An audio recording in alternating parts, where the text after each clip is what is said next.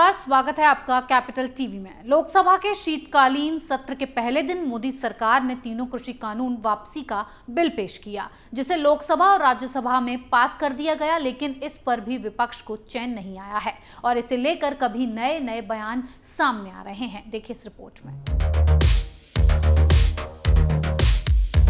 मोदी सरकार एक साल पहले जिन 3 कृषि कानूनों को लेकर आई थी उसे वापस ले लिया है, जिसके बारे में पीएम मोदी ने कुछ दिन पहले घोषणा की थी। अब इसे लेकर भी विपक्ष को चैन नहीं पड़ रहा है।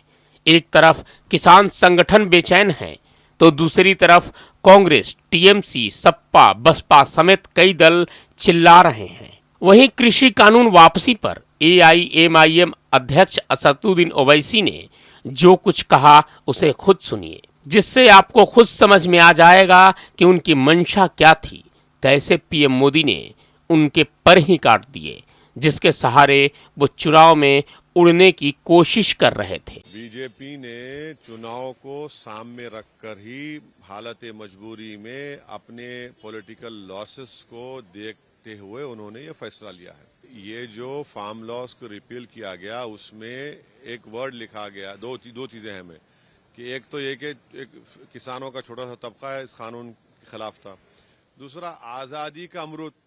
अरे भैया, ये सरकार अगर मुजाहिदीन आजादी को मानती है तो उनका पैगाम, उनका स्पिरिट क्या था कि देश में कंसेंसस और कंसेंट पैदा करे कानून बनाएंगे। यहाँ पर तो अपनी ब्रूट मेजॉरिटी पर बनाकर आप कहाँ के आजादी के अमरूद की बात कर रहे हैं। आप तो तौहीन कर रहे हैं उन जंग आजादी के मुजाहिदीन की। और अगर छोटा सा तबका खिलाफ है तो भारत में आज एक बहुत बड़ा तबका जो संविधान को चाहता है और मोहब्बत करता है, वो ये कह रहा है कि सीएए का कानून रिलीजन की बुनियाद पर बनाया गया, जो आर्टिकल 14 का ग्रेव वायलेशन है।